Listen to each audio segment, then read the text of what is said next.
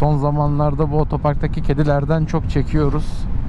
Yani sizden ricam bu, hani videoyu izledikten sonra bu kedilerle ilgili aldığınız önlemler ya da yapmamız gereken bir şeyler varsa lütfen söyleyin. Biz hani ne tavsiye verildiyse hepsini uyguladık ama gene de bizim otoparkta öyle bir kedi var ki arkadaş, bir şekilde hayvanı yenemiyoruz. Yani gerçekten yenemiyoruz. Neler neler yaptık. Yani şimdi onu tek tek anlatacağım. Yani otoparkta kedi beslenmesi zaten aslında başlı başına saçma bir konu. Burada olay hayvanseverlik falan değil. Öyle bir şey yok. Ben de hayvanları seviyorum. Hayvanlara zarar gelsin istemiyorum ama yani alıyorum, evimde besliyorum ya da beslemiyorum. Ama böyle sokaktaki hayvanlara, işte özellikle böyle otoparkta falan böyle yemek koyarak bir besleme yapıp diğer sitede ya da apartmanda oturan komşularımın da haklarını gasp etmiyorum yani. Bakıyoruz biz bundan çok çektik, sürekli böyle sitede bir şey oluyor. Yani insanları uyarıyoruz. İnsanlar sürekli, eskiden binanın içine yem koyuyorlardı. Şimdi onu yapmıyorlar, otoparka koyuyorlar. Öyle olunca zaten kediler de doğal olarak yani orada bir mama olduğunun farkında oldukları için otoparkı kuşatıyorlar. Yani otoparkı kuşatıyorlar, tamam. Hani yemeğini ye git, ama yemeğini yiyip gitmiyor. Hani güzel arkadaşımız orada motosikletlerin üzerine bir şekilde çıkayım, dadanayım çamurlu bir şekilde. Hani bırakayım, işte kaka yapayım vesaire. Bana arkadaşlarım, hani kedi besleyenler, kedilerin hiçbir şekilde kakalarını hani yaptığında gizlemeden, yani gizleyemedikleri bir yere yapmayacaklarını söylüyorlardı.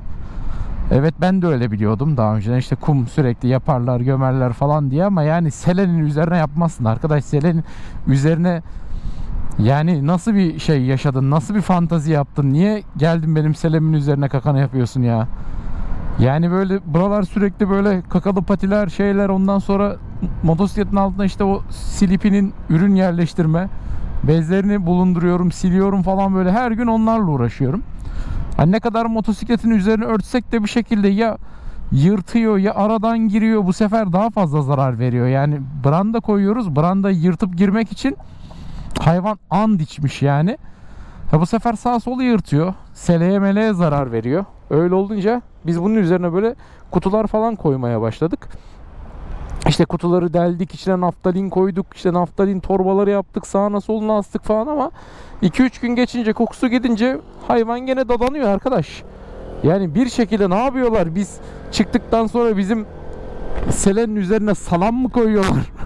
Yani anlamadım, gerçekten anlamadım. Kediyi bir şekilde def edemedik. İşte şimdi otoparkta motosikletlere kapalı yer yapacağız yani. Önce bu tek kişilik olan kapanan şeylerden baktık. Orada da işte yönetim dedi ya, evet sizin bir mağduriyetiniz var ama buna siz hani para harcamayın boşu boşuna. Tam bir yer belirleyelim, biz kapatalım orayı tamamen. Hani kedi giremesin en azından oraya koyun motorlarınızı. Tamam, bu çok güzel bir şey ama bu kediler yarın öbür gün oraya da girer ya. Bir tünel kazar gene girer yani.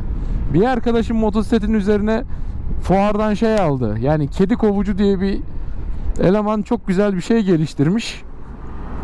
Böyle işte diken de değil aslında, böyle sert plastikten böyle küçük küçük böyle dikenler yapmış, üzerine rahat oturulmasın diye. Onu falan aldı, hatta beni de aradı, sana da alayım mı dedim, abi yok, gerek yok yani, biz onu da yapsak olmaz. Neyse, aldı geldi işte iki arkadaş. Abi aradan 2 gün sonra eleman bize fotoğraf gönderdi, kedi onun da arkasına böyle sıvışmış, gene yatmış ya.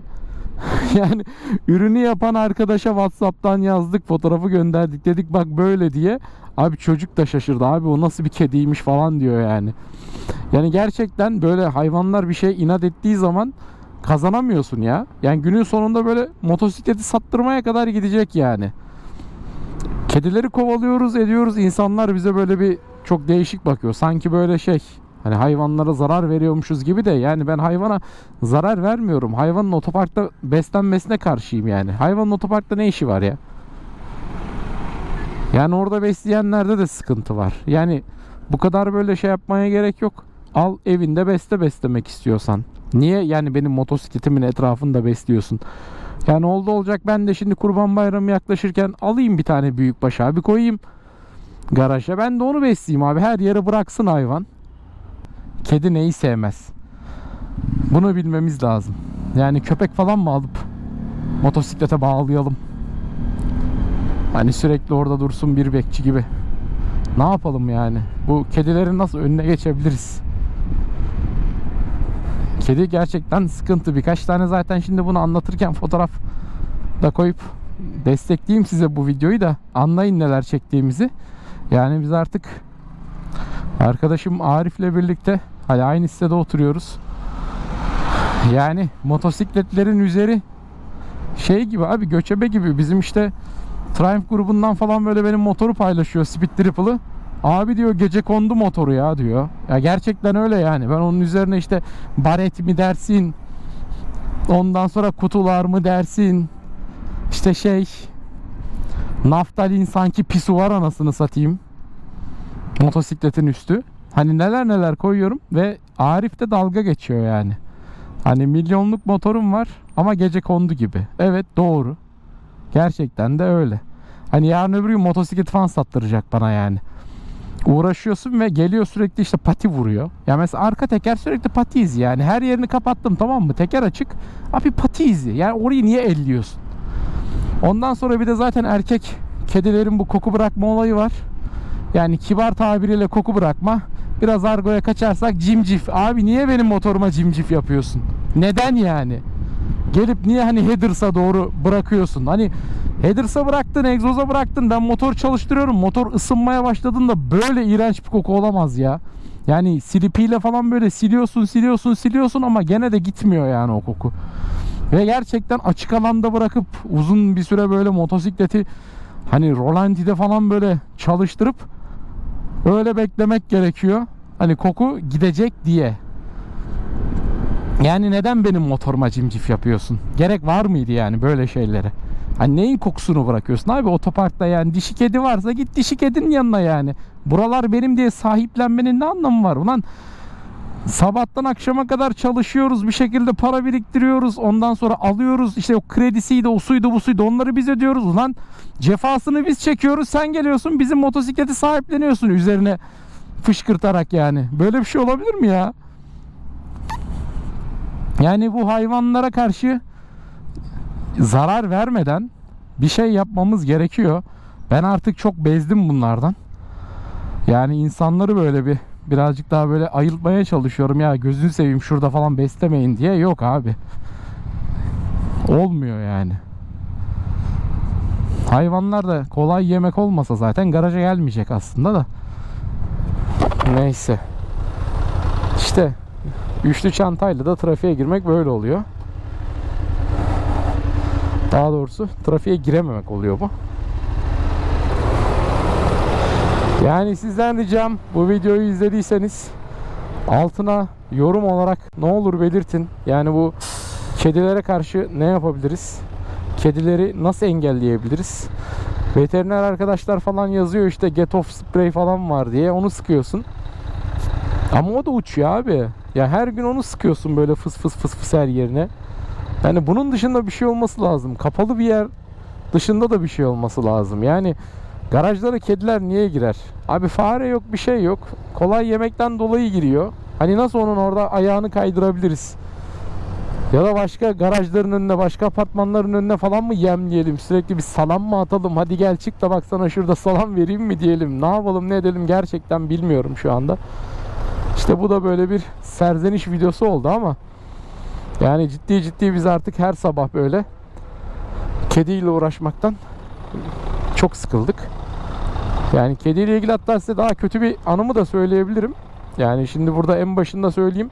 Kusura bakmayın bunları anlattığım için ama bir keresinde kaskımı motosikletin üzerinde bıraktım. Neyse ondan sonra gittim geldim falan. Ha böyle yemek yedim ama yani öyle bir yemek yeme değil. Tıka basa bir yemek yemeydi. Abi yemekten sonra kaskımı taktım, ağzımın içinde bir kedi tüyü. Ya şimdi o kedi tüyünden sonra tabii ki o bilinçaltı ve gözünüzün önüne tamamen şeyler geliyor. İşte o kakalı bir şekilde buraya bastıkları, üzerine oturdukları. Abi bir de tıka basa yemek yemişsin. Öyle bir midem bulandı ki. Yani kaskın içerisinde motosikleti durdurup kenara çekip kaskı zor çıkardım. Yani kusma işleminin yarısı kaskın içindeyken başladı. Boğuluyorum hissiyatı olmaya başladı zaten. Kaskı çıkardım. Kask zaten kullanılabilecek gibi değil. Eve kask elimde. Hayatımda ilk defa kasksız bir şekilde motosiklet sürerek geldim. Yaklaşık böyle bir 2-3 kilometre falan.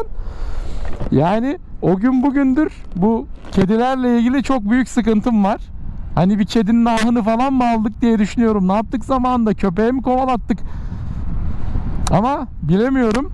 Yani bu videoya lütfen gerçekten yani işin ehli ve bilen arkadaşlar yazarsa çok sevinirim. Biz artık çünkü tükendik. Kedilerin galip gelmesini de istemiyoruz. Biz de direneceğiz Pikachu gibi. Kendinize çok iyi bakın. Keyifli seyirler, iyi sürüşler diliyorum. Artık yaz geliyor zaten. Bol bol güzel güzel motosiklet sürelim ama bilinçli bir şekilde motosiklet sürelim.